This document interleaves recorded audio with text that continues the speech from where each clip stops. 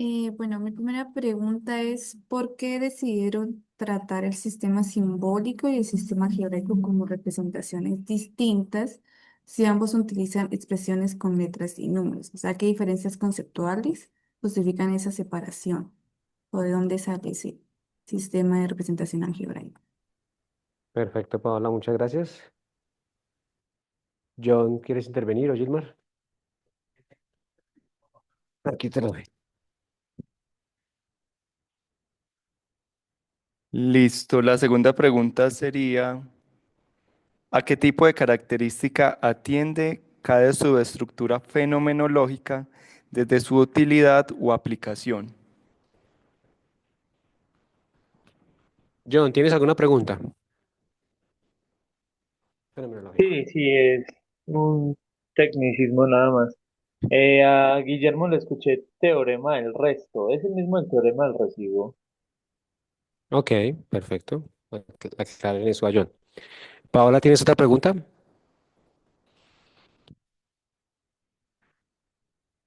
No, profe. Ok. Gilmar, ¿tienes otra? ¿No? John, ¿tienes alguna otra pregunta? Sí, una bobadita también. En los mapas, Tranquilo. en el mapa conceptual del sistema de representación, las líneas que no tienen flechas son líneas de doble sentido o pues sí son líneas de doble sentido. Ya. Listo, perfecto. Bueno, si no hay más preguntas del grupo uno, ahora pasamos al grupo 2. Tania o Guillermo.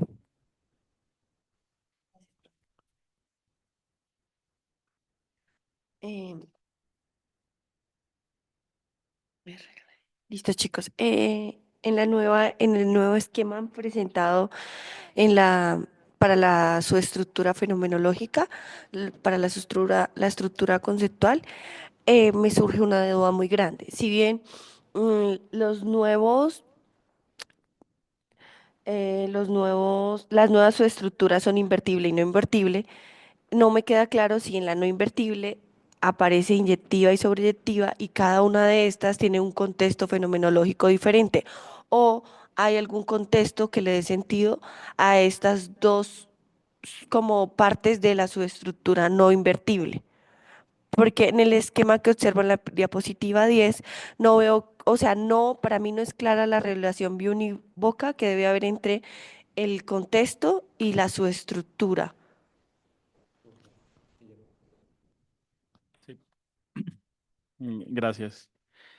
Mi primera pregunta tiene que ver con el cambio que hicieron y no sé si fue que nos enviaron un archivo, porque vi en la presentación sí estaba el contexto fenomenológico, pero en el que nos compartieron por el chat no está. Entonces, de pronto ahí surgen las preguntas.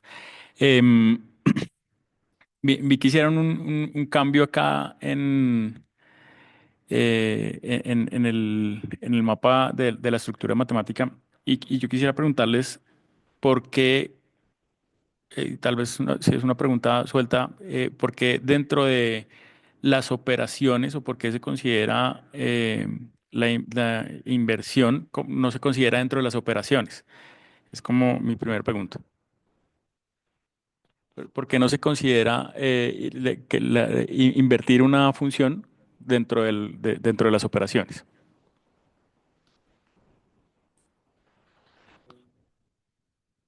Yo tengo una última pregunta. Esperemos que John termine de escribir. Mi última pregunta refiere a cómo relacionaron los avances, cambios que hubo con los tres conceptos pedagógicos. No sé si plantearon algún esquema o un escrito, pero para mí no fue evidente en la presentación. Por los tres conceptos pedagógicos me refiero a estructura conceptual, sistemas de representación y fenómenos. Y yo tengo una última pregunta. Eso esperamos a John.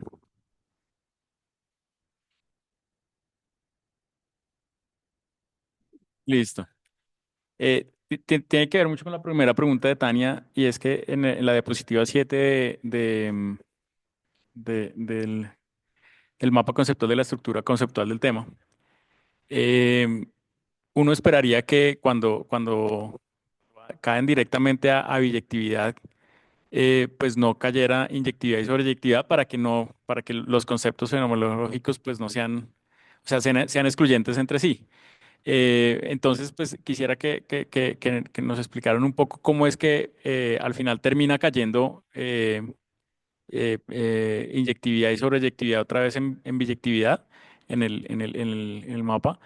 Y si digamos que tal vez sea como una manera con el que hicieron más adelante de la subestructura, del mapa conceptual de la subestructura fenomenológica, eh, que pone la inversa encima y después pone como los biyectiva, inyectiva y sobreyectiva debajo, pues eso, digamos que ese cambio que está en la diapositiva 10, de pronto plasmarlo en los mapas conceptuales anteriores como para que no ocurra esa duda, pero pues si ustedes la tienen más clara, pues les agradezco.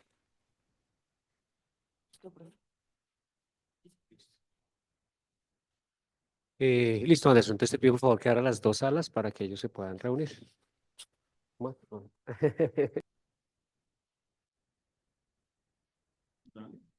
Listo. Guillermo va a compartir pantalla. Un momento, por favor. Gracias.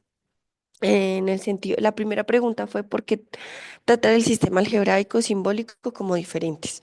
Entonces, nosotros partimos que el sistema algebraico nos permite hablar específicamente de cada uno de los trinomios que vamos a tratar. En el ejemplo que nosotros pusimos en el mapa conceptual de sistema de representación, el ejemplo que tratamos durante todo el documento fue x cuadrado más 4x más 4, donde si bien este hace parte de la subestructura de trinomio cuadrado perfecto, la caracterizamos durante todo el documento.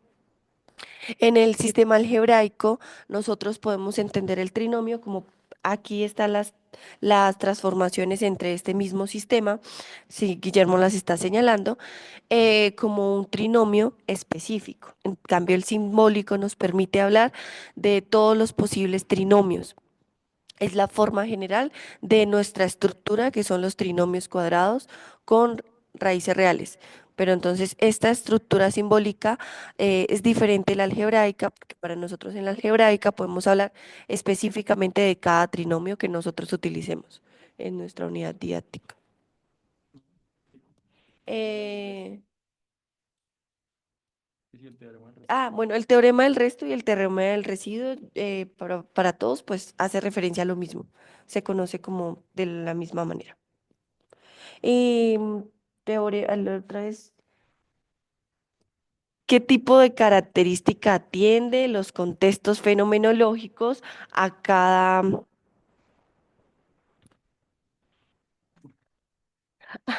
bueno, a la aplicación? Entonces, para explicar un poco más, creo que este es el espacio. Nuestra primera subestructura son los trinomios cuadrados perfectos, que son únicos porque cumplen que 2 por la raíz cuadrada de c es igual a b. Este contexto que nos permite darle esa biunivi- biunivoc, ay, se me fue la palabra, mil disculpas. Esa relación bionívoca es que las raíces del trinomio son iguales. Entonces, en nuestros comentarios de la actividad 2.3 nos decían como hay que ser más específicos, o sea, nosotros presentamos fenómenos, pero no fenómenos con ejemplos específicos.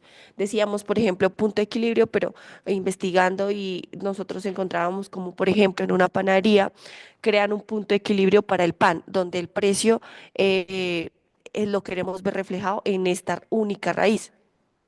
O en el trinomio de la forma x cuadrada más bx más c, donde si bien es la misma representación simbólica que la anterior, cumple una condición diferente y es que 2 por la raíz cuadrada de c es diferente de b. En este sentido, las raíces son distintas. Es lo que lo hace diferente al anterior. Y acá nosotros seguimos con el modelo de ganancias y pérdidas porque una raíz puede representar donde se pierde y o la otra raíz donde se gana. Lo mismo que el tiempo de inicio y fin de un proceso. Por ejemplo, una carrera donde inicia, que sería una raíz, donde termina sería la otra raíz, base y altura de un rectángulo. Entonces, generalmente como los lados de un rectángulo, sabemos que la base y la altura de un rectángulo son diferentes, entonces estas raíces acá se ven reflejadas como diferentes. O el último que es el trinomio ax cuadrado más bx más c, que sé que Guillermo lo dijo, pero repito, este trinomio no entra entre los dos primeros porque el primer coeficiente es diferente de uno y ya sabemos que, como concluía John en la clase pasada, tampoco puede ser cero porque o si no, dejaría de ser trinomio. Entonces, no es uno. En los anteriores, el primer coeficiente sí era uno. Aquí fue muy difícil nosotros hallarle el contexto fenomenológico porque estábamos en una discusión de que también las raíces son distintas, pero acá hay un punto muy importante y toda la investigación que nos hicimos se centró en que la diferencia entre estos dos trinomios es A. Ahí, entonces, para tratar trinomio ax cuadrado más bx más c, amplificamos por el coeficiente a para luego hallar las raíces distintas. Eso lo hace diferente a los demás. Acá encontramos en utilidad en la repartición de herencia, donde este A toma sentido, y también en un ejemplo de una caída de un dron, por ejemplo. Eso lo podemos explicar más adelante. ¿Ya? Ah, sí, Guillermo ya lo explicó. Y la última, los que no tienen flechas. o- o Bueno, leones. me tocó la más difícil. Eh, cuando tenemos, por ejemplo, sí, o sea, la respuesta corta es cuando tienen flecha es que van en un solo sentido y cuando no tienen flecha es que van en los dos sentidos. Digamos que em, la, la, mm, así lo construimos, pero pues digamos que nos causó curiosidad la pregunta porque después nos quedamos como, ¿y si lo hicimos así en todas? Entonces, pues creemos que sí, en las que pudimos verificar, pues sí. Entonces, pues tiene ese sentido. Em, pero pues muchas gracias por la pregunta porque pues, nos lleva a mirar ese detalle que pues de pronto se nos pasó un poco, pero en lo que acabamos de ver con la pregunta, pues sí, sí se cumple así. Cuando nosotros realizamos la construcción, le damos un sentido importante a las flechas que tienen, por ejemplo, acá en el sistema de representación, en el centro, porque el sistema de representación, pues sabemos que son muchos, pero nosotros le dimos sentido a nuestro concepto a través del geométrico, algebraico, manipulativo y simbólico. Pero, por ejemplo, cuando decimos que el algebraico refiere a números y variables, entonces también tiene que ver la variable con el algebraico y el número con lo algebraico, porque el algebraico se compone de números y letras. Y también cuando damos los ejemplos de que ya hemos mencionado, el ejemplo hace parte del algebraico y el algebraico tiene ese ejemplo. Entonces, hicimos la revisión más rápida posible que pudimos para ver en qué punto no habíamos cumplido ese doble sentido y creemos que lo cumplimos. Pero si bien nos falta a detalle revisar cada mapa.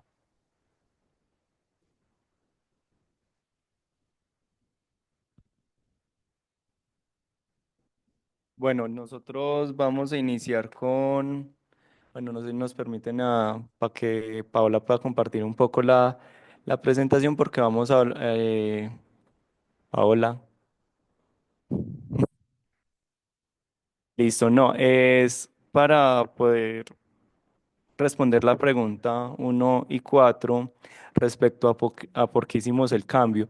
Eh, vamos a, vamos a partir de que la subestructura fenomenológica partimos de dos asuntos y es desde la función invertible y no invertible, o en este caso los contextos fenomenológicos invertibles y los no invertibles. ¿Qué fue lo que hicimos? Reconocemos dentro de nuestro trabajo dos subestructuras fenomenológicas, pero cada subestructura tiene como unas subcondiciones. En el caso de la función no invertible, es que sea o solo inyectiva o solo sobreyectiva. ¿Por qué? Porque al momento en que nosotros vayamos a aplicar o a diferenciar cada una de los fenómenos, necesitamos saber cuándo cumple con uno de los criterios y si cumple con los dos, entonces ya estamos hablando de funciones invertibles. Entonces por eso es que realizamos esta acotación particularmente en esta actividad. Y bueno, y ahora sí devolviéndonos a la presentación, Paola, nosotros creemos que lo que pasó fue que por cómo organizamos las diapositivas no se alcanzó a ver, pero la función o esta inversa sí la teníamos muy en cuenta. De hecho, en esta subestructura conceptual del tema podemos ver cómo la inyectividad y la sobreyectividad se dirigen directamente a la biyectividad y la biyectividad directamente a la inversa. De allí que, a pesar de que no lo habíamos ubicado como tal en el hasta ahora, pues entonces hay una coherencia aquí con este tema y en general con la subestructura fenomenológica. Ya podemos seguir, John, con la siguiente respuesta. Eh, Chicos, hola, buenos días. Muchas gracias por las aclaraciones que tenías, Arturo. Bueno, referente a si, ¿por qué no consideramos la invertibilidad o la inversa como una operación? Entonces, la pregunta, ¿qué es una operación y qué es la inversa? Entonces, una operación es una regla o procedimiento que combina uno o más elementos de un conjunto para obtener otro elemento del mismo o de otro conjunto. Esa es una operación. ¿Y qué es una inversa? La inversa, digamos que se considera de un elemento respecto a una operación y sería otro elemento que revierte el efecto de esa operación. Por esa razón, no se considera como una operación en sí misma, sino que es una función auxiliar o propiedad relacionada con una operación previamente definida. De esta manera, eh, digamos que no se considera como una función en sentido formal, es una función derivada y, como dije, depende de las propiedades específicas de la función original. Como por ejemplo, pues en nuestro caso, la biyectividad. Pues, digamos que si no hay biyectividad, no hay inversa. Y de pronto, como quería agregar algo referente a lo que comentó Gilma, eh, es necesario que se haga la diferencia entre cuándo es invertible y cuándo no es invertible. Ahí, invertible, biyectividad. No invertible es porque no se cumple la biyectividad. Y si no se cumple la biyectividad, debemos saber por qué no se cumple o qué es lo que falla. Si falla la inyectividad, entonces tenemos funciones que no son invertibles, pero que pueden ser sobreyectivas. Y si falla la sobreyectividad, entonces podemos tener funciones que no son, no son invertibles, pero que son inyectivas. Entonces por eso también hicimos ahí esa separación. Y ya, Paula. Listo. En cuanto a la tercera pregunta de cómo relacionamos los cambios de los tres conceptos pedagógicos, pues en sí, pues no lo mostramos así como un mapa conceptual, porque primero pues no era como un criterio que pedía la actividad, sin embargo, pues no es que no tuviéramos en cuenta como esas relaciones entre esos tres conceptos pedagógicos, y esto pues se puede evidenciar a partir pues del concepto de inversa. Pues si ustedes pueden observar en, ay, no sé por qué no se mueve. Bueno, en cualquiera de los mapas conceptuales, en cuanto a la estructura conceptual del tema o a los conceptos fenomenológicos, esperen, no sé por qué no. ¿Sí me están escuchando? No, es que no sé por qué se trabó la pantalla. Bueno, en todo caso, pues de pronto si recuerdan el mapa conceptual de la estructura fenomenológica, pues a partir de la función inversa, en cuanto al mapa conceptual del tema también, en los tipos de funciones, pues nosotros resaltamos la función inyectiva, sobreyectiva, eyectiva y la función inversa. Entonces, también otros conceptos como el dominio, el codominio, pues todos están muy relacionados en cada uno de los sistemas, en cada uno de los mapas conceptuales que presentamos en la presentación como tal. No sé por qué se trabó esta. Bueno, eso sería.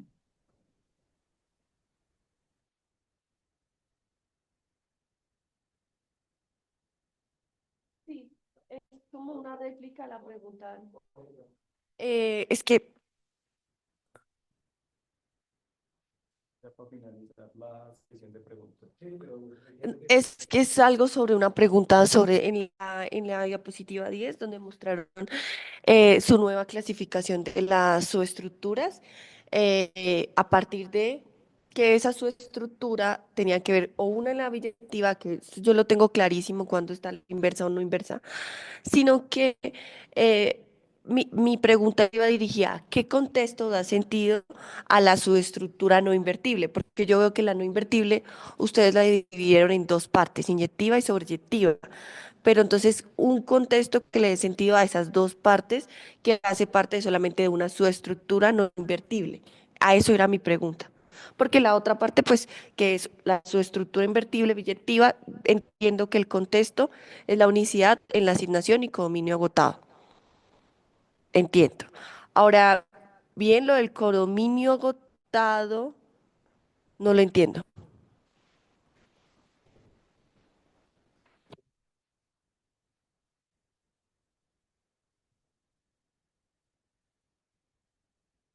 John, ¿usted va a intervenir o inicio? Inicia tú, por favor, y ahorita. No, pues es que particularmente lo que nosotros estamos diciendo es que, o sea, el solo hecho de suprimir inyectividad y sobreyectividad no le daría, o sea, no le daría forma incluso al tema, porque nuestro tema inicialmente ni siquiera son las funciones inversas, sino los tipos de funciones inyectivas, sobreyectivas y biyectivas. Entonces, por qué hicimos esta separación? Porque dentro de ese mismo contexto de las no invertibles, pues entonces también hay unas subcaracterísticas porque todas las funciones no invertibles pueden cumplir de que sean inyectivas y a la vez no sobreyectivas o de que sean sobreyectivas pero no inyectivas. Es decir, ¿qué nos ayuda esto? Nos ayuda a delimitarlo en términos de cuando hay hay una sobreyectividad, hablamos de una función inversa que se puede devolver al unísono entre la imagen y la imagen.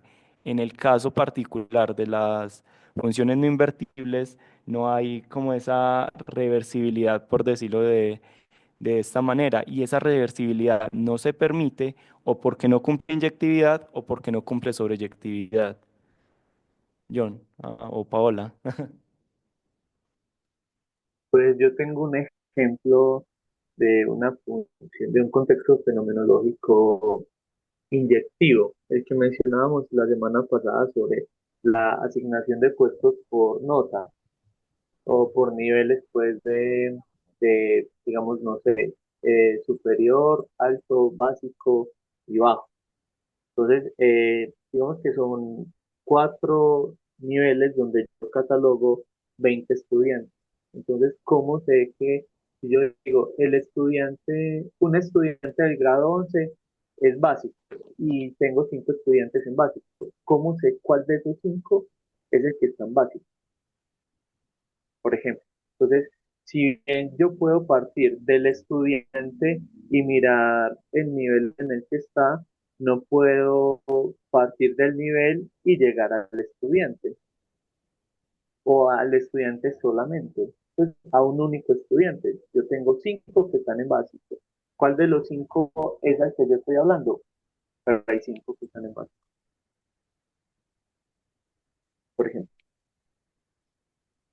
Gracias, chicos.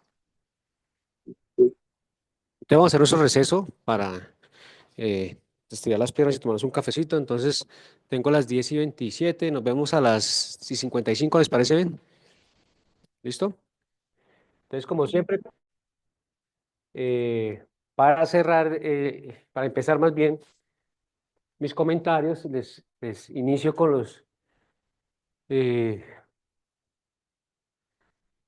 mi balance de los comentarios individuales. Ayer publiqué notas de los comentarios individuales, como dos o tres cositas para comentarles. Obviamente han avanzado bastante, creo que se ha avanzado en la línea que queremos, y es que ustedes pueden hacer comentarios que le contribuyan a sus compañeros a mejorar cada uno de los conceptos pedagógicos que estamos abordando este módulo, como fue la estructura conceptual, los sistemas de representación y la actividad pasada que fue el análisis fenomenológico. Pero, sin embargo, sigo encontrando que a veces solamente dicen, podrían, creo que las estructuras no son disyuntas, creo que les hace falta un contexto fenomenológico, pero lo dejan hasta ahí. Entonces la idea es que también diga, bueno, pues, ¿cuál es su sugerencia de cuál puede ser ese nuevo contexto fenomenológico? ¿O cuál es su sugerencia de cuál cambiará su estructura? Porque muchas veces nos quedamos como en el comentario, es simplemente, hay que cambiar, me parece que hace falta esto, entonces, por favor, indique cuál es lo que usted considera que hace falta o qué es lo que considera que usted sobra. Entonces, en esa línea creo que hay que mejorar en ese sentido los comentarios. Lo mismo, creo que lo hemos hablado. eh, es importante que cuando utilicen inteligencia artificial, pues puedan verificar que efectivamente lo que ustedes pasen por allí, pues está alineado con los objetivos de la actividad. Y entonces siento que a veces cuando los comentarios son muy superficiales se pueden quedar simplemente de eso, que se pasó por una IA, se formula simplemente los comentarios de cumple con un criterio de evaluación, pero no se formula una crítica con profundidad en el que se le diga, mira, considero que esto es lo que se puede cambiar, un concepto, un procedimiento, pero entonces es muy importante que ustedes puntualicen las cuestiones, ¿listo? Para que no las dejen, digamos, en el tintero. Bueno, eso es sobre los comentarios individuales. Esta semana, pues ya hoy es nuestra sesión final, solamente nos queda hacer evaluación por pares a más tardar el próximo martes y el jueves a más tardar, si lo pueden enviar antes, mucho mejor, pero a más tardar el jueves enviar sus comentarios individuales. Y con eso cerramos semestre. ¿Listo? Arica, Johnny y Paola, nos estamos tomando el café y les confirmaba que arrancamos el 2 de agosto. ¿Listo? Para que ustedes se programen. Correcto, sí. Obviamente mi sugerencia es, aunque estemos en vacaciones, no dejen de revisar su correo permanentemente, al menos una vez al día, porque hacia finales de julio, a finales de junio, perdón, ya les dan las indicaciones para que inscriban cursos y descarguen su recibo de matrícula, que se viene pagando hacia final de julio, ¿sí?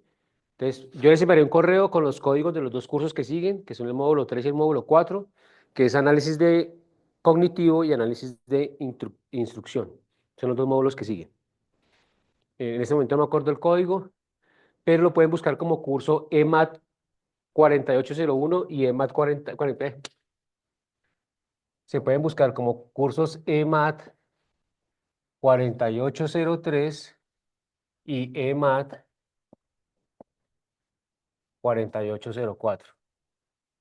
El NRC, ese cambia cada semestre, entonces todavía no lo tengo. Pero yo les envío un correíto con eso. ¿Listo? Análisis cognitivo y análisis de instrucción. Son los dos módulos que vamos a ver el siguiente semestre. ¿Vale? Vamos del 2 de agosto, si mal no recuerdo, hasta el último sábado de noviembre, que si no estoy mal es el 29 de noviembre. Sábado 29 de noviembre. Es el último sábado de clase para que ustedes se programen. ¿Listo? Entonces si quieren les doy el cronograma. Básicamente es, arrancamos el 2 de agosto. 16 sería la siguiente clase, luego el 30, luego 6 y luego 20. Perdón, luego el 6, ¿sí? Ah, no. El 3 y luego el 27, perdón. Ahí terminamos primero el módulo 3, el 27 de septiembre. Y el único sábado consecutivo, cuando arrancamos el módulo 4, es el 4 de octubre. Y va 18, 1 de noviembre, 15 de noviembre y 29 de noviembre.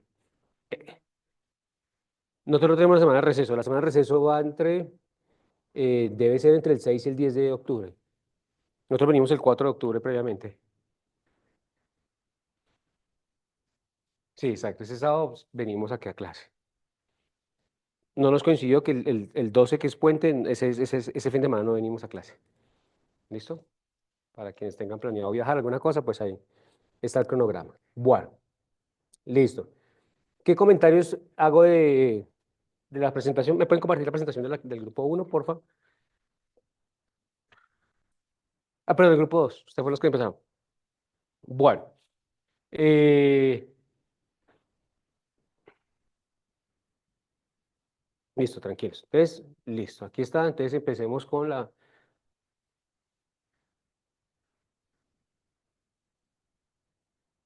Bueno, creo que contra la estructura conceptual, eso. Es lo mismo. Recuerden que pues la idea es que ustedes identifican cuestiones que se puedan mejorar. Manda la pantalla completa, por favor. Eh, para la estructura conceptual, para que ustedes hagan los comentarios, en los comentarios individuales, pues identifiquen si consideran que hay algo que hace falta, algo que se le puede complementar a la estructura conceptual.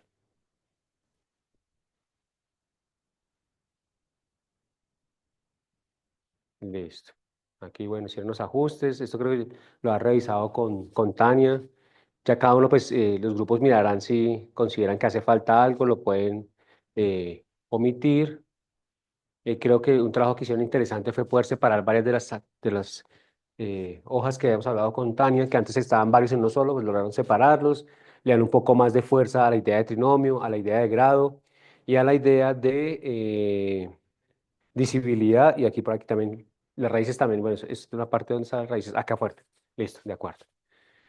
Algo que conversaba con el grupo era que lo importante también era, inicialmente ellos pensaban trabajar la factorización de trinomios. Le decía que la factorización puede ser una forma y que abordaran otras posibilidades como era o la ecuación cuadrática o la ecuación sintética, para que las tareas no fueran tan rutinarias y que los estudiantes solamente fueran a factorizar, sino que tuvieran diferentes alternativas para resolver problemas. Vale, perfecto por ese lado. La siguiente, por favor. Listo, aquí no hay problema tampoco, creo. La siguiente, esta es, eso, acá. Bueno, entonces aquí surgió una discusión, no me acuerdo fue quien hizo la pregunta, creo que fue Paola, de por qué separar algebraico y simbólico. También me quedé con la misma preocupación. En los apuntes nunca los separamos. En los apuntes siempre está simbólico como un solo sistema de representación. Entonces, ojo con eso, porque esto es un solo sistema de representación. El algebraico simbólico es un solo sistema de representación. El numérico, cuando ya tenga valores exactos, digamos que si la solución de esta, si esto fuera una ecuación, la solución de x, ese es el valor numérico. ¿Cómo así? Aquí pueden incluirla, sí, aquí lo pueden incluir, en lo simbólico. Sí, claro. No, sí, pues sí que este caso particular también hace parte del simbólico. Un sistema de representación numérico sería la respuesta, que sería cuánto sería el valor de x exacto. Las raíces, mejor dicho. Las raíces es un sistema de representación numérico, porque es el valor exacto puntual. ¿Sí? Entonces, entonces, en este caso, así como está acá, sería simbólico en ambos casos. ¿Listo? El geométrico estamos de acuerdo, las baldosas geométricas también manipulativo, hasta ahí estamos de acuerdo. Entonces, sí me sorprendió que hayan separado el algebraico del simbólico. Ok, vale, no hay problema. Te paso el micrófono para que te escuche.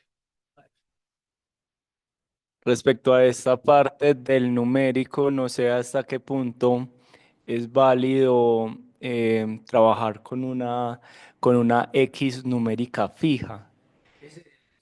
O sea, no, pero me refiero es asignarle un valor. En este caso ya no es X, sino que es, por ejemplo, 8.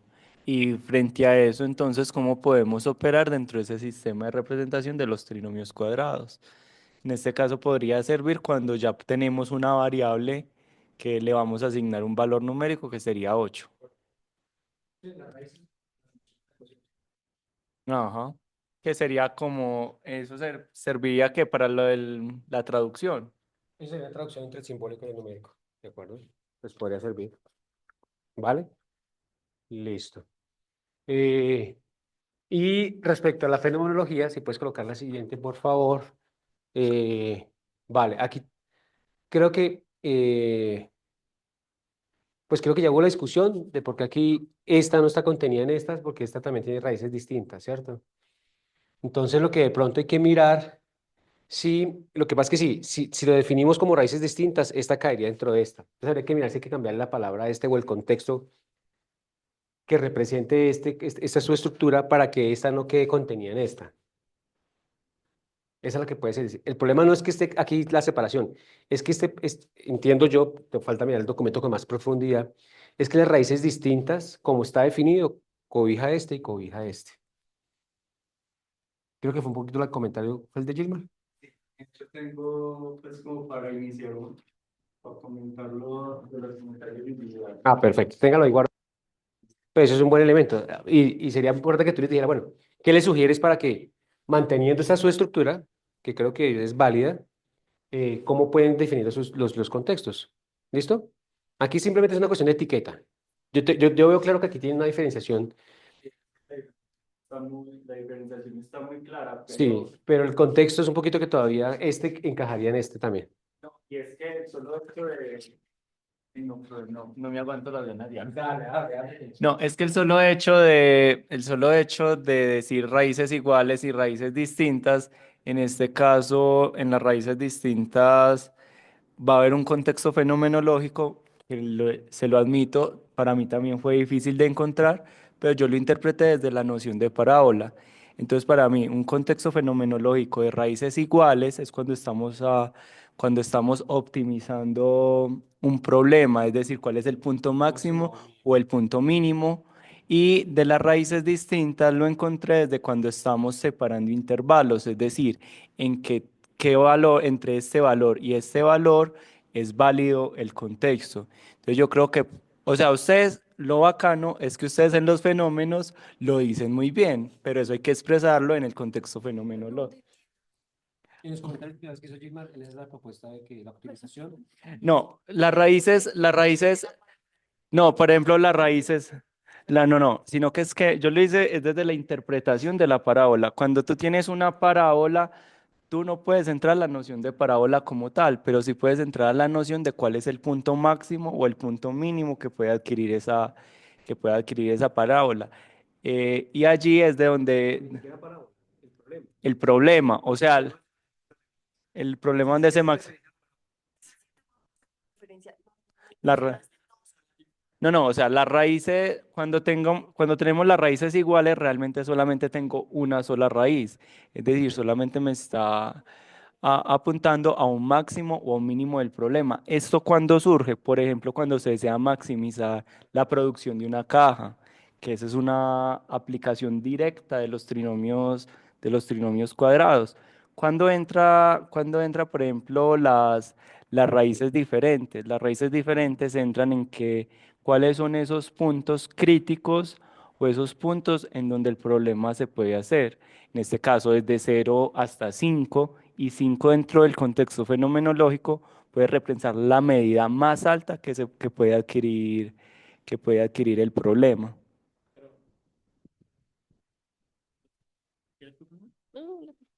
No, dos cosas. Digamos que el problema de la optimización es un tema ahí, porque es cierto lo de los intervalos, pero también es cierto, o sea, puede ser óptimo en un intervalo, pero también puede ser óptimo. Es que, bueno, me enredo con eso, pero digamos que en el punto crítico, los puntos críticos, para defender un poco el primero, es cuando, por ejemplo, ahí lo dice el punto de equilibrio de un negocio, tienes unos costos y unos ingresos y en qué punto estás haciendo pan para vender pan, básicamente, ¿sí? Ni pierdes ni ganas, ese es el punto de equilibrio, ese es el punto que te mantiene y ese es. Cuando hablamos de la optimización, nos fuimos más al otro lado, por ejemplo, ahí hay uno que dice empaquetar cajas o acomodar mercancía en un almacén. Entonces, ¿cómo hago yo para que poner cuántos paquetes en cuántas cajas para que me funcione para optimizar el número de cajas, por ejemplo? ¿Sí? Pero entonces la interpretativa marcada es cuál es el punto y cuáles son los puntos. Sí, pero entonces es que porque es que nosotros tuvimos la discusión de la palabra optimización, ¿sí? Tú lo estás centrando en uno, pero no solamente en uno porque vamos a varios lados. El tema, por ejemplo, que donde sí o sea, es un tema que también tuvo discusión con nosotros, es cuando tenemos la A. Porque cuando tenemos la A, digamos que hay como una relación como una razón de cambio diferente frente a no sé si qué tan bien estoy hablando matemáticamente, pero es una razón de cambio diferente frente al término que tiene el 2 diferente a los otros términos. Entonces, mientras yo me muevo de una manera con el que está al cuadrado, pues se mueve de otra manera y eso hace porque lo discutíamos ayer, que sí, sería lo mismo que amplificar toda la expresión. Por ejemplo, para encontrar raíces enteras siempre. Entonces uno dice, si lo pongo pequeñito, pues me va a hacer unas raíces, no me va a hacer raíces enteras, sino que me va a ir a unas raíces reales. Pero si lo logro amplificar, me puedo ir a las raíces enteras que van a unos problemas. Entonces, esa discusión, digamos, en el último es súper válida. Sabemos que está ahí, o sea, sabemos que hay una diferencia ahí y que encontramos unos fenómenos que están diferentes, pero sí creo que es un detallito ahí y le agradecemos y nos dicen, oiga, lo que queremos es que ponerle, mire, contexto fenomenológico Gilmar. No, está perfecto, sí, pero pues entender eso. Desde, por ejemplo, yo desde la sugerencia es contextos fenomenológicos desde los puntos críticos y contextos fenomenológicos desde los intervalos de, ¿cómo? Ajá, desde los intervalos numéricos a los que es posible el problema. Entonces, como quien dice, punto crítico e intervalos puede ser dos, o sea, por ejemplo, podemos dejar la subestructura, es más, la subestructura yo lo pondría más de raíces iguales y raíces distintas, y ya esa descripción del contexto fenomenológico es propiamente de los puntos críticos y propiamente de los intervalos en donde el problema se va. Exacto, porque inclusive, o sea, es que lo bueno es que ellos lo tienen muy bien apuntado, o sea, saben muy bien cuáles son los fenómenos, pero si nosotros los quisiéramos agrupar como para optimizar, valga la redundancia, optimizar palabras, lo haríamos desde ese sentido. Lo que estás diciendo, Gilmar. Y ya, perdón. La pregunta es si al hacer esa, que también, o sea, también la vimos, al hacer esa unión, no estamos perdiendo algo específico o sea, al hacer eso de que decías puntos críticos e intervalos, eh, digamos que no estamos perdiendo algo esencial dentro de, que digamos, ahí estamos en esa discusión. Si perdemos algo esencial de un contexto fenomenológico y de unos fenómenos que son exclusivos, ¿sí? Listo. John. Gracias. Mm, No iba a intervenir porque también lo quería dejar para los comentarios, pero dado que se abrió la discusión, dado Lo mismo. que se amplió la discusión, entonces lo voy a mencionar. Eh, Primero, me pareció muy bacano todas las correcciones que hicieron. Son unas correcciones muy puntuales y digamos que se habló dentro de lo que, dentro de las clases y de las discusiones. Me tomé para esa actividad, me tomé la libertad también de leer los comentarios y los trabajos que les hicieron a ustedes y veo que lo apuntaron muy bien. Quería mencionar retomar lo que Andrés mencionó ahorita sobre que el trinomio de la forma ax al cuadrado más bx más c, las soluciones sí quedaban dentro de las de arriba, eran iguales o diferentes, y ahí puede también haber una intersección con los dos temas de arriba. Y voy a acá apoyar a lo que mencionaba Gilmar. ¿Por qué no consideran, por ejemplo, una subestructura entre si el discriminante es igual a cero o es mayor a cero? Que es lo mismo que tienen ahí. Si el discriminante es igual a cero, entonces las raíces las soluciones son la misma, son iguales. Si el discriminante es diferente y mayor a cero, están cayendo también en las soluciones en las soluciones reales, pero con raíces diferentes. Y ahí se evitan de considerar también el trinomio de la forma ax al cuadrado más bx más c.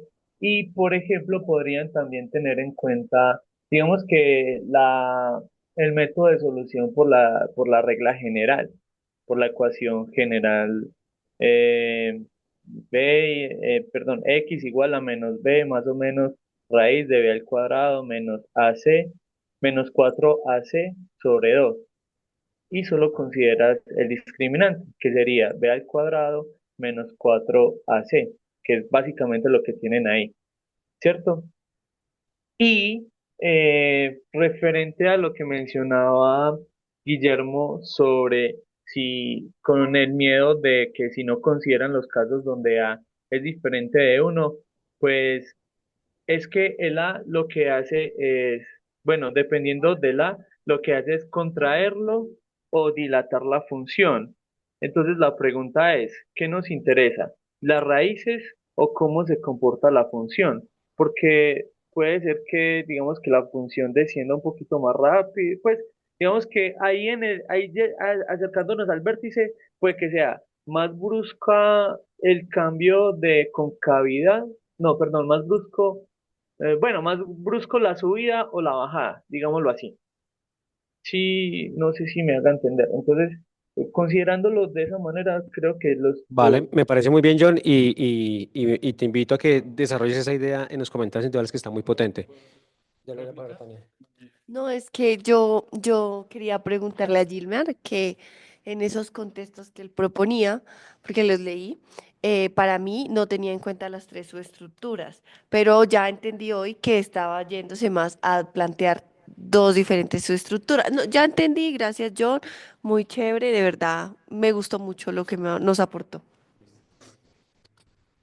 Gracias. Una pequeña réplica a John, más que una réplica es como como la historia. Entonces, porque es relevante, o sea, el ejercicio para nosotros es muy sencillo asociarlo a la parábola. Y fue una de las cosas que tanto Andrés como nuestro tutor nos dijo, no lo hagan. ¿Sí? Entonces, en ese sentido, pues cuando hablas de la velocidad con que crece o decrece, y lo mismo que con el ejemplo de Gilmar, pues se decantan en la parábola y nosotros no queremos decantarnos en la parábola precisamente para no caer en eso, o sea, pues ya caímos en eso, pero no queremos caer en eso, entonces queremos esa misma explicación o esa misma información. Y por ejemplo, lo que decías ahorita de la función, el comportamiento de la función, si se amplía o no se amplía, que es similar a lo que yo no lo que yo dije no matemáticamente, de que la razón de cambio del x al cuadrado es más ampliada o más simplificada que la que los otros términos. Es precisamente eso. Entonces, lo que queremos encontrar ahí o lo tenemos ahí es porque no entendemos si hay un fenómeno mucho más allá en ese tipo de raíces. Por ejemplo, voy a decir, si el inicio de un proceso, por ejemplo, hablábamos también, por ejemplo, el tema del amortiguador, si cuando estamos más cerca de un punto, que ahí sería la raíz, el movimiento va a ser mucho más ampliado o va a ser menos ampliado. Digamos que son cosas que todavía no entendemos, pero por eso es que no sacamos, o sea, para nosotros todavía no es diferente eso, o tal vez no queremos ir al simplicismo de sacarlo por sacarlo, sino que queremos entender primero, si lo logramos hacer, antes de tomar esa decisión. Vale. Listo, de acuerdo. Y en eso consiste, creo que la tarea del grupo uno en comentarles a ustedes los argumentos. eh, Sobre todo aquí lo que siento es que están centrados en el procedimiento de amplificar o simplificar. Pero habrán argumentos y me parece interesante lo que plantean Gilmar y John. Bueno, listo. Y no sé, el siguiente gráfico, ahí ya integran todo. Listo, perfecto. Entonces ya aparecen las subestructuras, los contextos fenomenológicos, eh, los sistemas de representación, ¿de acuerdo? Aquí entonces nos toca fusionarlos y las operaciones y las demás. Listo, perfecto. Bueno, pasemos al grupo uno. Mientras que, ¿quién va a compartir la presentación? ¿John o Paola o Paola nos va a Gilmar? hacer el... Listo. Eh, También, así como el grupo 2 nos cambió una palabra, ustedes también nos cambiaron una palabrita por ahí. Y es la idea, ustedes, yo no sé, salió la palabrita, su estructura fenomenológica. Y es contexto fenomenológico y su estructura. Aquí creo que no tengo mayor comentario. Si quieres pasar a la siguiente, Paola, por favor. Siguiente, donde tengan los contextos fenomenológicos. Exacto. Entonces, aquí, mira, aquí está separado su estructura y contexto fenomenológico. Y en la siguiente diapositiva, Paola, las fusionaron las dos. Entonces, yo entiendo que aquí estas dos son las dos subestructuras, ¿cierto? Y lo que no me queda claro es, no, miento. Yo supongo que esas son las dos subestructuras, exacto. Invertible y no invertible. Claro, Y la subestructura, criterio de la inversa. Ese es el, o sea, ese es el criterio, pero las dos estructuras es invertible y no invertible. igual el contexto fenomenológico, que tiene que haber, si son dos subestructuras, tienen que haber dos contextos fenomenológicos. Entonces, no sé si aquí están cayendo en que que un poquito parecido a lo que les pasa al grupo 2 que ustedes, aunque son conscientes de que esta es invertible y esta no es invertible, siguen separando estas dos, que fue lo que hicieron ellos. Entonces, de pronto aquí lo que hay que mirar es, ¿qué tiene esta en común? Pues yo me imagino que debe ser el inverso de esto. Si ese tiene unicidad de asignación, ese no tiene asignación única, por darte un ejemplo. Sería como simplificar tanto. Pero le pasa algo parecido a lo de ellos. Raíces distintas, raíces iguales. Pues puede parecer trivial, pero eso, es decir, no se preocupen, a veces uno cree que lo simple es sinónimo de falta de rigurosidad y no, no lo es. Exacto, entonces no sientan de que, yo les dije a ustedes, al menos en dos contextos, en dos subestructuras. Si salen tres o cuatro, perfecto, pero es que eso es muy relativo al tema. Al final lo que le da sentido a los tipos de funciones es si al final dentro de las aplicaciones Exacto, exacto. Entonces, así tan sencillo. Unicidad de asignación, no hay unicidad de asignación. Y eso es lo que hace que no sea invertible, precisamente. Esa es la característica de esas funciones, es que no sea invertible. Ya seguramente Guillermo y Tania les van a dar más retroalimentación en ese sentido. ¿Listo? ¿Quieres? Listo, dale, Guillermo. John, ¿tiene la mano levantada? Sí, señor. Listo, dale, John, y le doy la palabra a Guillermo luego. No, sino que quería pues como mencionar que digamos que nosotros quisimos separar también el criterio de no invertibilidad en inyectividad y sobreyectividad, porque digamos que consideramos que es importante saber por qué no es invertible, o digamos que en qué falla la invertibilidad. Si falla es porque la función no es inyectiva o si falla porque la función no es sobreyectiva. Entonces, Vale, le doy la palabra. Le doy la palabra a Guillermo y le doy la palabra a Jimmy. Dale, Guillermo. Gracias. Yo lo primero que tengo que decirles es felicitarlos porque yo creo que el tema hacia la inversa era hacia donde se veía desde la actividad 2.1. Que alguien lo dijo por ahí, no les voy a decir quién.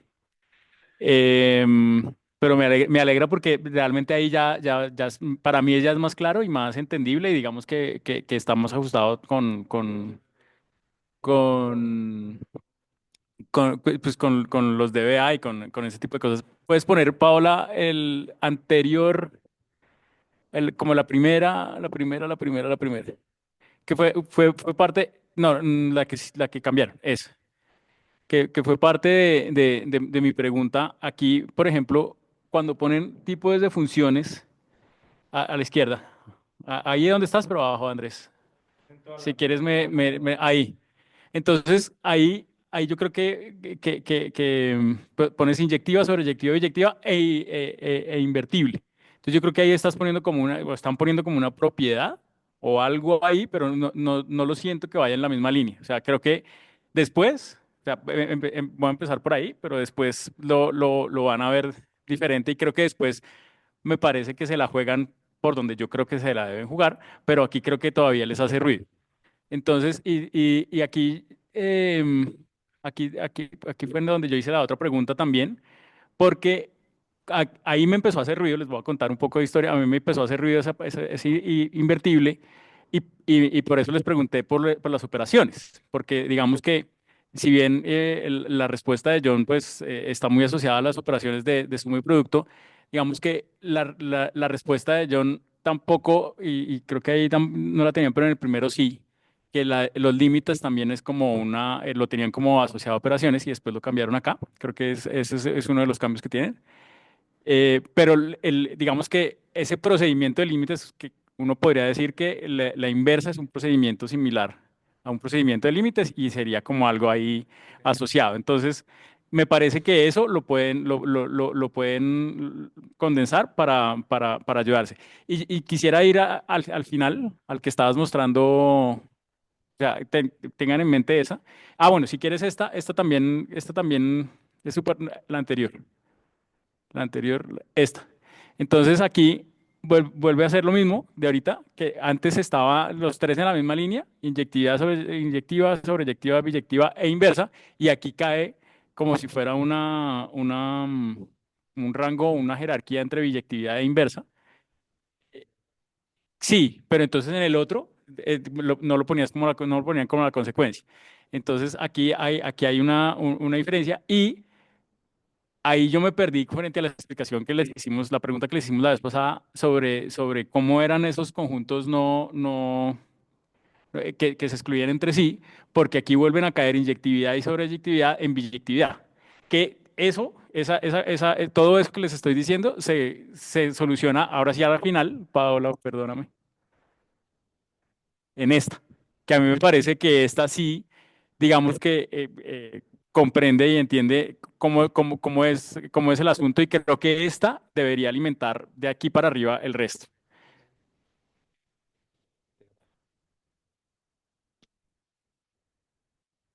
No, realmente es muy válida pues, la acotación. Lo que a mí me preocuparía en términos de que nosotros de antemano ya habíamos delimitado tres tipos de funciones. La función inversa es una consecuencia que viene de las anteriores. Digamos que acá la inyectividad y la sobreyectividad entrarían a formar como una noción, en este caso desde la unicidad de la asignación y desde la exhaustividad del codominio, pero no sé si entonces ahí cambiaría nuestro tema en esencia. O sea, si podemos seguir trabajando los tipos de funciones y ya aquí entra a jugar, inclusive aquí es muy bacano porque entra a jugar la inversa, ya no como una función aparte, como lo decía Guillermo, sino como esa condición que hace que existan esos tipos de funciones. Y otra cosa respecto, ¿cómo se llama? De lo que de lo que tocaste.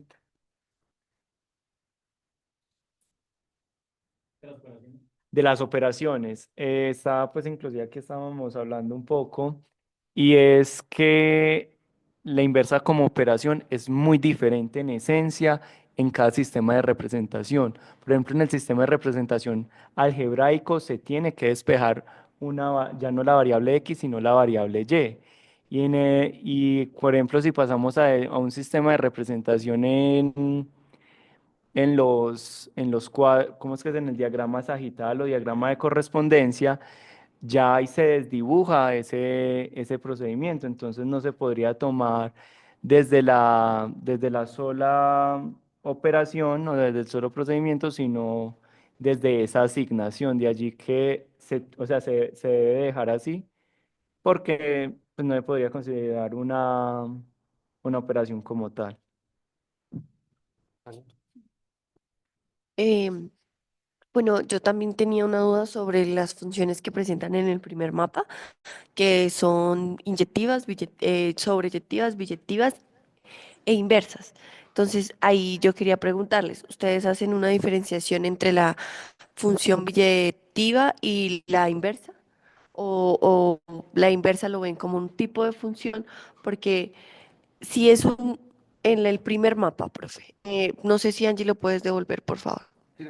Gracias. Sí, es que ahí en el contexto yo le veo sentido porque dicen que la biyectiva es invertible, pero en este momento están dividiendo la billetiva y la invertible. Entonces, en ese sentido, ahí yo tenía la duda, porque el contexto, y volvemos a la diapositiva que hoy ha sido como la que yo no he podido entender los nuevos contextos y sus estructuras que plantean, porque no veo claro como el contexto de, si bien que no sea invertible, quiere decir que o es inyectiva solamente, o es sobreyectiva solamente, o no cumple eso, pero el contexto que le dé sentido a esa situación, sabiendo que no es inyectiva y no es sobreyectiva, pero también, entonces vuelvo y recaigo en la pregunta anterior. ¿Cómo hace la distinción ahí en tipo de función? O lo caracteriza. Listo. Para no quedarnos un momento ahí, que sé que la discusión está interesante, pero lo que veo que les pasa a ambos grupos es que precisamente es el ejercicio del análisis fenomenológico. Y es que si nos quedamos en que esto es una cuestión y otra es otra, eso es matemáticamente. Pero se cuenta que fenomenológicamente lo que tienen en común estas dos es esto. Y eso es lo que a veces nos cuesta, lo mismo que les pasa a ustedes. Realmente los fenómenos se podrían simplemente dividir en raíces iguales y raíces diferentes. Aunque matemáticamente uno diría, no, es que esta se soluciona de una forma o esta se grafica como ahorita decía Gilmar, pero es que la representación no es lo que caracteriza el fenómeno. ¿Sí? Yo sé que esto es un poquito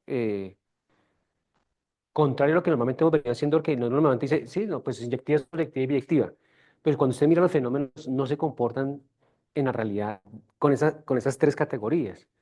Me parece que este avance es importantísimo de clasificar algo que se puede devolver, fenómenos que son invertibles, que no puede devolverse en algún sentido, y fenómenos donde esa reversibilidad no es posible, porque pues hay valores que no, o no se, o no, o pasa esto, pasa lo otro.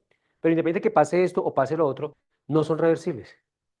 Lo mismo que pasa allí, independiente que A valga uno o no valga uno, pues las raíces son distintas, punto. ¿Sí? Yo sé que cuesta un poquito desprenderse de eso porque es que siempre estamos acostumbrados a que hacemos el primer análisis matemático y con eso miramos la realidad. Aquí el ejercicio es, hagámoslo al revés. Por eso les decíamos a ustedes, primero identifique todos los fenómenos y luego cuando usted ve todos los fenómenos, mire qué tienen en común que hace que se puedan organizar con una estructura matemática. Y eso es lo que nos pasa muchas veces. Y es que queremos que la realidad se ajuste a las matemáticas y no que las matemáticas se ajusten a la realidad. ¿Sí? Entonces, ojo con eso. Es muy común y eso es lo que muchas veces, por eso que los niños preguntan, ¿y eso en qué se aplica? Pues que como queremos ver el mundo a través de las matemáticas y no más bien que yo pueda modelar algo real y que realmente lo es. Es por eso. No, claro, ya tengo para Jim. Lo que me parece como poderoso de esta discusión es que cuando el estudiante se pregunte por qué no va a ser invertible, tiene que entrar directamente a las mismas definiciones de inyectiva. Entonces, profe, es que todos los valores no fueron asignados, entonces yo no me puedo devolver. Todos los valores, entonces, así es que uno le corresponde dos de las preimágenes, entonces estamos hablando de inyectiva. No, ya, profe. Listo, ¿sí ven? Es un poquito ese proceso que no estamos acostumbrados a hacerlo al revés. Es, mire los fenómenos y trate de organizarlos. No es coja las matemáticas y coja eso como criterio. ¿Listo?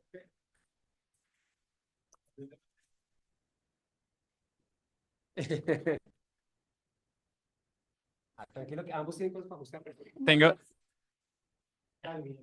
una pregunta pequeña, pero pues tiene que ver con la maestría, o sea, con lo que estamos haciendo acá. Em,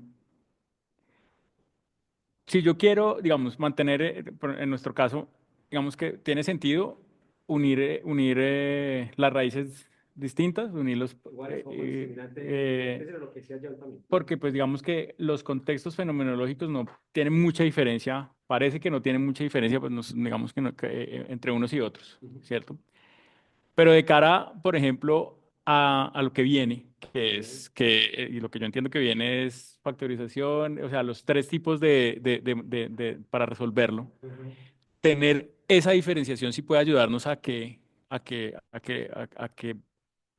por ejemplo, la factorización sea, o sea, a ver bien, a afinar los casos de factorización y ese tipo de cosas. Entonces, de cara a eso, eh, ¿cuál sería la mejor opción? O cuando lleguemos allá, vamos a tener como esa opción. Yo creo que la mejor opción es como lo decía Gilmar, y es que el estudiante se dé cuenta cuál es la mejor forma en el contexto del problema. ¿Sí? En un contexto tiene más sentido factorizar y puede que en otro contexto tenga más sentido aplicar la fórmula cuadrática, por lo que sea. Si ellos presentaron esta x al cuadrado más 4x más 4 y de hecho Entramos en otra discusión. Y Ya le doy la palabra. John tenía la mano levantada, pero bueno, dale. no, que entraríamos en otra discusión y es que el trinomio cuadrado perfecto inclusive se puede realizar una transformación dentro del mismo sistema de representación que tiene que ver con el binomio de Newton, que aquí ustedes no lo consideraron, pero aquí sería una de las opciones. Y me acordé porque esta precisamente lo trabajé hace poco con los pelados y esto, o sea, esto en términos de funciones es muy bacano porque es la transformación en el plano. Pero en términos del contexto, aquí no debemos de entrar a analizar cuál es el vértice, porque el vértice ya me lo va a decir, incluso esta misma delimitación. O sea, aquí ya sabemos que de antemano, si el contexto fuera una parábola, y en este caso donde está acá, la parábola se movería hacia la izquierda, y sí o sí, esa vendría a ser el punto mínimo donde inicia la parábola, y en el caso de un problema sería el punto mínimo donde iniciaría el problema. Dos cosas. Primero que elevo, yo misma encontré un pequeño error, es que los trinomios ax cuadrado más bx más c también pueden ser trinomios cuadrados perfectos. Entonces nos tocaría inclinarnos a un poco más de raíces iguales y raíces distintas, y eso resume los trinomios completos. Y lo que decía el profe es que tengo una duda. En los sistemas de representación numérico, si yo digo que cuando x toma un valor y eso es igual a cero el polinomio, ahí no estoy yéndome a la ecuación cuadrática. Entonces, ese sistema de representación, yo lo veo en este sentido otra vez, devolviéndonos a la actividad 2.2, cuando nosotros nos desviamos a la ecuación cuadrática o a la parábola o forma de la parábola. Entonces, para centrarnos en el trinomio, en el sentido que nosotros queremos darle a la raíz, el sistema de representación, aquí cuando Gilmar estaba escribiendo que x más 2, eso para mí sigue siendo simbólico, ¿cierto? Es una transformación en el mismo sistema. Si yo digo x igual a 2, hasta ahí sería mi numérico. Ya, eso sería todo. Ah, ya. Bueno, listo. Entonces, aquí no, ustedes dan para bastante. Listo. Entonces ya saben más o menos cada uno, cada grupo, qué pueden ajustar, qué pueden mirar. Y eso no le quita que sigan considerando diferentes formas de solucionar, por factorización, por ecuación, pero eso también lo harán las tareas que ustedes van a formular en el siguiente módulo. Con Carlos ya van a ver eso. Entonces, ¿qué de todo esto queremos que aprendan los niños? Porque incluso ustedes, el grupo uno, aunque estén trabajando, identificaron dos contextos, puede que se enfoquen en solamente uno. Vamos a abordar solamente tareas que trabajen las funciones no reversibles o las funciones reversibles. Y aquí también pueden decir ustedes, tenemos dos contextos fenológicos, pero nos vamos a quedar solamente con uno. O bueno, o si ven que pueden abordar los dos, los pueden abordar. ¿Sí? Y en particular quieren abordar un tipo de tareas. Eso es todo lo que vamos a tomar decisiones en el próximo módulo. ¿Listo? De cara a lo que ustedes quieren que aprendan los niños. Que no es cosa fácil. Tienen aquí estos próximos 2 meses para que piensen, bueno, de todo esto, ¿qué quiero que aprendan los niños? Quiero que aprendan a manipular material, las baldosas algebraicas que ustedes tienen. Eso puede ser una tarea. O que aprendan a manipular lo simbólico, lo algebraico. Lo mismo pasa con ellos. ¿Qué quiero que los niños aprendan de las funciones? Que las distingan, que identifiquen cuando o hay las funciones reversibles, la inversa de una función. Hay tanto alrededor de eso que puedo sacar de esto. Todo esto que quiero que aprendan. ¿Qué sistema de interpretación quiero que dominen? ¿Y qué conceptos y procedimientos quieren que los niños manejen? ¿Listo? Entonces, esta preocupación la vamos a empezar a resolver en el siguiente módulo. Listo. Bueno, tengo las 11:40 y para no extenderme, les voy a pedir, así que así espontáneamente, tómense unos 5 minuticos para que piensen. Vamos a hacer una evaluación de este segundo módulo, así como lo hicieron con la profe Patricia en el primer módulo. Entonces, por favor, piensen y consideren qué consideran ustedes que se pueden ajustar. Las actividades, los apuntes, qué consideran que pronto hace falta, qué se puede mejorar de cara a la evaluación del módulo. ¿Listo? Por favor, piensen los 5 minuticos cada uno y me comentan quien quiera, o si alguien ya tiene algo en mente. ¿Ya? Listo, Guillermo, dale. Y los demás pues pueden ir participando en la medida que Guillermo va desarrollando sus ideas. Dale, Guillermo. Gracias, Andrés. tal vez al final me voy a referir más al módulo, pero yo creo que la experiencia de hoy fue muy chévere, la experiencia de la mañana, y creo que es una experiencia que uno podría vivir como desde el principio de la maestría para uno entender muchas de las cosas que ocurren. ¿Sí? O sea, ¿por qué no están pidiendo esto? ¿Para dónde me van pidiendo esto? ¿Por qué es importante para la maestría? ¿Por qué no es importante para la maestría? Bueno, como ese tipo de cosas. Eso me parece muy interesante. O me hubiera gustado mucho vivirlo antes para yo decir, ah, ok, esto lo voy a ver, esto se conecta, esto que estoy haciendo aporta esto. Me parece muy interesante. Y en ese mismo orden de ideas, digamos que con con respecto a la actividad de esta mañana, me parecería también muy interesante. Yo he participado perdón, mientras ustedes siguen pensando, yo voy hablando. Em, cuando, cuando hay profesores que vienen extranjeros acá a la Facultad de Administración, ellos presentan una propuesta y esa propuesta la presentan con el grupo de profesores, y yo he estado en varias, y le permiten a uno una opción de preguntas y respuestas.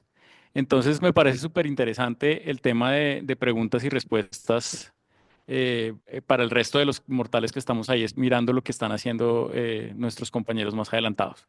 Parecería muy interesante eso, pues, porque pues, a mí me surgieron muchas preguntas con la primera presentación. Em, siguiendo por ahí, por ejemplo, de mis preguntas está, y creo que es una de las variables de este módulo, y es que nosotros hemos tenido una discusión con Tania, eh, creo que muy positiva, en el ejercicio de que pues podemos saber mucho, pero si el estudiante, si no le llegamos, si no seducimos al estudiante, pues el estudiante no lo va a lograr.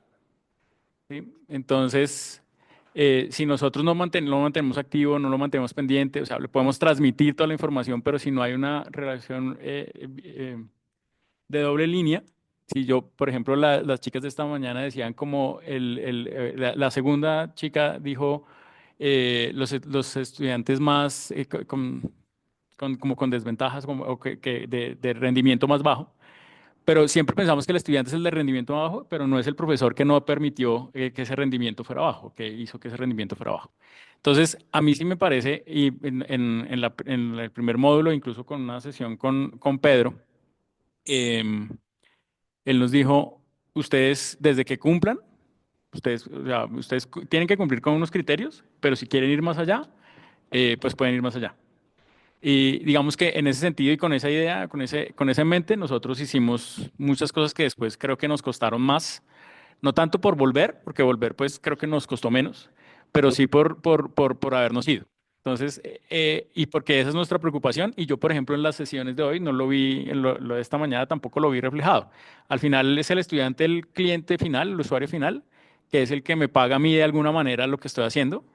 Entonces sí me parece importante que él tenga esa información y no sé si en algún módulo lo vamos a ver.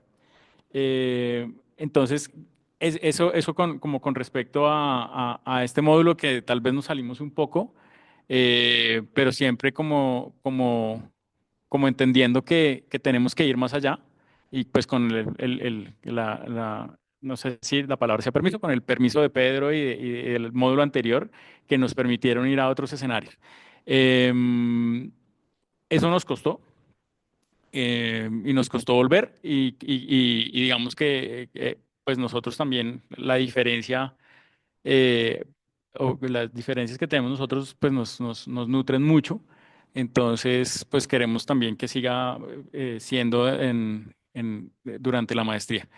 Yo creo que ese es el reto principal, atender, atender que que sí tenemos que cumplir y tal vez nos costó entender lo que teníamos que cumplir o entender pero yo siento, no sé si Tiene siente lo mismo, que pues fuimos juzgados muy duro por ir más allá.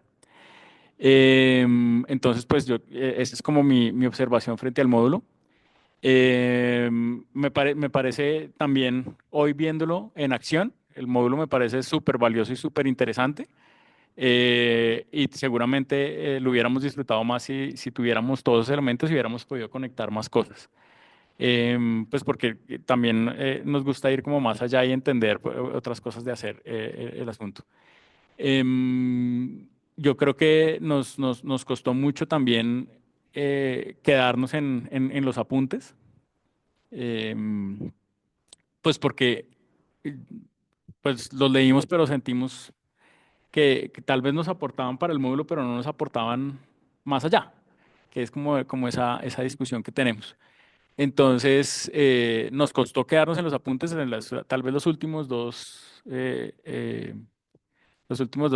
entregados nos quedamos mucho en los apuntes, pues ya con miras a, bueno, no, pues si esto no funciona aquí, pues enfoquémonos en esto. Entonces, em, como que básicamente es eso. ¿Alguien más quiere? ¿Gilbert? Yo quiero como hacer la evaluación recordando las palabras de la profe Patricia cuando finalizamos el módulo y es que al final de esta maestría los dos grupos vamos a ser expertos en dos temas. Y así como ustedes deben de conocer nuestro tema, nosotros debemos de conocer el de ustedes. De allí que también parte de una noción de compromiso y es que realmente nosotros nos preocupemos por investigar y digamos que cuando uno está en estas primeras etapas, no solo desde la docencia, sino también acá desde la maestría, es importante siempre volver a recordar, aunque sea una bobada, bueno, cuál es la definición formal de función, cuál es la definición formal de un trinomio cuadrado, porque uno parte desde el conocimiento, para poder hacer esos comentarios, uno parte desde el conocimiento previo, que es el que le exigimos a los estudiantes, pero ese conocimiento previo debemos de saberlo comunicar y construir uno nuevo para poder avanzar mucho más. De hecho, creo que me pareció muy valioso que ustedes como grupo tuvieron en cuenta muchos de los comentarios que les realizamos y de hecho eso permitió de que al día de hoy esa unidad didáctica proyecta a ser muy buena, pues al igual que de manera en viceversa. Sí les pido de manera particular el favor que también sea como un aporte, una relación biyectiva de que no nos quedemos solamente en qué nos falta, sino también en cómo podemos profundizar, porque digamos que si ustedes específicamente con algún comentario o con un ejemplo en particular nos habrían dado a entender qué era lo que nos querían expresar, de seguro hace rato habríamos hecho ese cambio. Entonces, de antemano, muchas gracias y de antemano, pues gracias a mis compañeros, gracias al profe y no, pues nos vemos en el próximo módulo a seguir sufriendo. Listo. John, ¿quieres comentar? Sí, sí, quería mencionar que en mi caso en particular, más que mirar alguna falla, entre comillas, del módulo, desde mi punto de vista, es un módulo súper potente, para robarle una palabra a Gilmar. Es un módulo muy bacano. Aprendí varias cositas, me ayudó a recordar varias cosas, por ejemplo, con el tema de los chicos, sí, necesitaba recordar varias cositas que tenía pendientes ahí, porque a medida que los iba escuchando a ellos, yo ve, ¿verdad? Esto existe, esto no existe, esto existe, esto se puede, esto no se puede. También le ayuda a uno a mirar, a abrir también como el espectro que uno tiene sobre el concepto del tema, se lo ayuda a ampliar y también a mirarlo como con lupa. Como decía Gilmar, esos saberes previos uno necesita tenerlos muy en cuenta para poder saber dónde comentar, saber qué hacer, saber qué tomar de esos saberes previos. Entonces me pareció un módulo súper bacano, muy, muy bacano. La verdad yo me lo disfruté bastante. Vale, muchas gracias, John. Listo. Si no hay más comentarios, ya con eso cerramos entonces este módulo. Cerramos este semestre. Como les decía al principio, vamos por la cuarta parte. Y Tania, para terminar. No olviden entonces martes evaluación por pares y jueves a más tardar comentarios individuales. Bueno, primero que todo agradecerles a mis compañeros, al profesor y al tutor que no está, pero en mi mente está y en mi corazón. Pues sí, hay que resaltar que es un módulo que para mí en especial fue muy crítico porque me sentí perdida, me sentí como que no sabía, dudé de mis conocimientos, no me podía expresar bien. Entonces luego me di cuenta que cómo encontrar los errores, busqué ayuda, busqué mucho al tutor. Y entonces esa cita que hubo con el tutor, siento que fue muy, muy buena y, bueno, beneficiosa para nosotros. Entonces a mí me gustaría que tanto en todos los módulos tuvimos la oportunidad de reunirnos con los tutores pues tanto para mis compañeros como para mí. Ahí les cuento, nosotros prácticamente lo buscamos, lo recontrabuscamos, nos dio una tutoría y nos dijo más o menos dónde estaba la base del error. No nos dijo cómo solucionarlo, pero nos dijo dónde estaban los errores para que nosotros recalculáramos la situación. Luego de eso nos volvimos a reunir con el profesor. Y ahí fue donde tuvimos un poquito más de claridad en cuál era el sentido de nuestro tema y por qué era diferente a lo que estábamos planteando, como la forma geométrica o la función cuadrática, que es diferente a nuestra temática, que son los trinomios cuadrados, con raíces reales en este caso específico. Entonces, yo sí quisiera que esas reuniones con los tutores, obviamente sé que con los formadores van a continuar, pero que con los tutores continúen, porque sentí mucho beneficio. Y otra cosa es que del módulo, eh, hoy en las exposiciones, que gracias por la invitación, siento que fue una vista de lo que queremos y lo que proyectamos en nosotros. eh, se vio y se reflejó la importancia de este módulo. Entonces, hoy escuchándolas a ellas, sé que todavía hay muchos cambios que hacer, así que muchas gracias. Listo. Listo. John y Paola en sus casas. Paola, espero que te mejores, que todavía te veo con tu cuello ortopédico. Espero que de verdad en estas vacaciones puedas recuperarte mucho mejor. Aquí los esperamos, ojalá el próximo semestre, Paola y John. Gilma, gracias por venir a visitarnos. Ok. Y Tania y Guillermo también, muchas gracias por acompañarme todos los sábados que tenemos sesión acá.